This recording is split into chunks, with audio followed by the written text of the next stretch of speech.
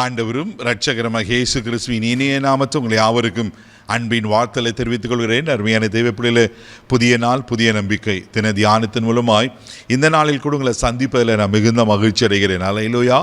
இன்றைக்கு கூட கர்த்தர் நமக்கு கொடுக்கிற வார்த்தை என்ன? ஏசாயா தீர்க்கதரிசியின் புஸ்தகம் 49ஆம் அதிகாரம் 3ஆம் வசனத்துடன் வாசிக்க கேட்போம். அவர் என்னை நோக்கி, நீ என் தாசன் இஸ்ரவேலே, நான் உன்னில் மகிமைப்படுவேன் என்றார். பாருங்க, ஆண்டவர் சொல்றாரு, நீ என் தாசன், நான் உன்னில் மகிமைப்படுவேன். நீங்களும் நானும் யாருங்க? அவருடைய பிள்ளையா, அவருடைய தாசரா, அவர் ஊழியரா, அவருக்கு சொந்த சம்பத்தா, அவர் ஜனங்களா?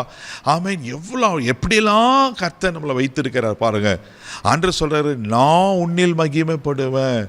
தெய்வ பிள்ளைகளை நீங்களும் நான் ஆராதிக்கிற ஆண்டவர் யார் தெரியுங்களா?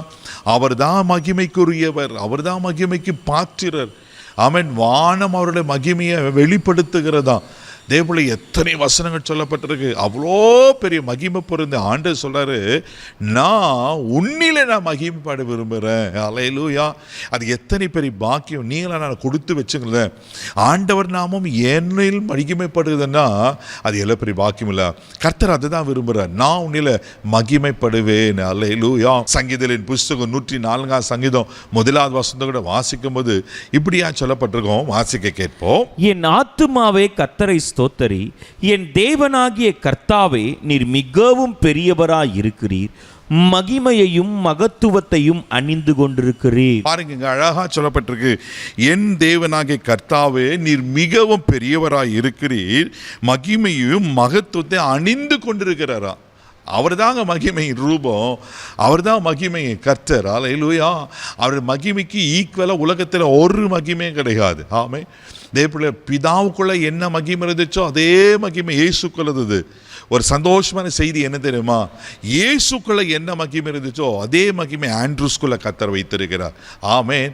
அப்போ பிதாவுக்குள்ள இந்த மகிமை இயேசுக்குள்ள இருந்தது, இயேசுக்குள்ள இந்த மகிமை கர்த்தர் உங்களுக்கு எனக்குள்ள வைத்திருக்கிறார். ஆனால் தான் சொல், நான் உன்னில மகிமைப்படுவேன். அவரை பற்றி இங்கே சொல்லப்பட்டிருக்கு, அவர் மகிமைக்கும் மகத்துவத்தை அணிந்து கொண்டிருக்கிறாரா. அப்போது தேவப்பிள்ளை நீங்களானா எவ்வளோ பெரிய பாக்கியவான்கள் அல்லவா. ஆண்டு சொல், நான் உன்னில் மகிமைப்படுவேன். நீங்கள் வேதத்தில் வாசின அழகாக ஒரு சம்பவம் நிறைய முறை தியானிச்சிருக்கிறோம். யாத்திராகம் புஸ்தகம் 14ஆம் அதிகாரம் 4வது வசனத்தில் ஆண்டவர் அழகாக ஒரு காரியத்தை சொல்வார். வாசிக்க கேட்போம். ஆகையால் பார்வோன் அவர்களை பின்தொடரும்படிக்கு நான் அவன் இருதயத்தை கடினப்படுத்தி, நானே கர்த்தர் என்பதை எகிப்தியர் அறியும்படி பார்வோனாலும் அவனுடைய எல்லா இராணுவத்தாலும் மகிமைப்படுவேன் என்றார். பாருங்க, இங்க ஆண்டவர் அழகா சொல்றாரு, நானே கர்த்தர் என்று எகிப்தியர் அறியும்படிக்கு பார்வோனாலும் அவனுடைய எல்லா இராணுவத்தாலும் நான் மகிமைப்படுவேன். அந்த சம்பவம் தெரியும். இஸ்ரவேல் ஜனங்கள் அடிமைத்தனத்தில் இருக்கிறாங்க. ஆண்டவர்களை விடுவித்து கொண்டு வருகிறார். ஆனாலும் பார்வோன் இருதயம் கடினப்படுகிறது. பின்தொடர்ந்து தொடருவேன், பிடிப்பேன், அடிப்பேன், நாசம் பண்ணுவேன் என்னென்னலாம் சொன்னான். மோசைக்கு விரோதமாக ஜனங்கள் முறுக்கிறாங்க.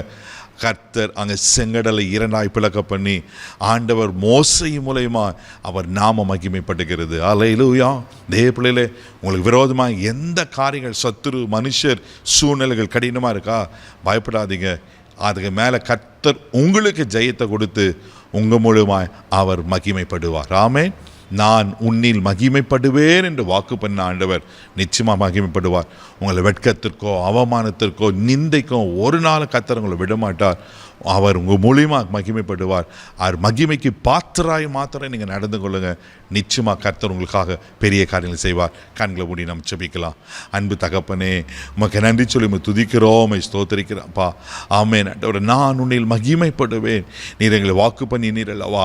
அப்பா, உமக்கு ஸ்தோத்திரிக்கிற ஆண்டவரே, யாரெல்லாம் வெட்கப்பட்டு அவமானப்பட்ட, ஐயோ இந்த ஆசீர்வாதம் இல்லையே, இந்த நன்மை இல்லையே, ஐயோ இந்த தீமையை அனுபவிச்சு கொண்டிருக்க இந்த மனுஷங்களுக்கு விரோதமாக இருக்காங்க, சூழ்நிலை எதிராக இருக்கிறது, கலங்கி கொண்டிருப்பாங்கன்னா ஆண்டவர் உங்கள் அற்புதத்தை வெளிப்படுத்தி உங்கள் நாமத்தை இவர்கள் மூலமாக மகிமைப்படுத்தும்படியாக நான் ஜெபிக்கிறேன்ப்பா. உங்கள் கிருபையில் கரத்தில் ஒப்புக்கொடு. இந்த நாள் ஒரு மகிமையின் நாளாக இருக்கட்டும். பாதுகாத்துகளும் ஆசீர்வதியும் கிருபைக்கு ஒப்புக்கொடுறேன். இயேசுவின் மூலம் ஜெபம் கேளும் பிதாவே. ஆமென். மகிமையின் தேவன் உங்களோடு கூட இருக்கிறார். தைரியமாக போங்க. God bless you.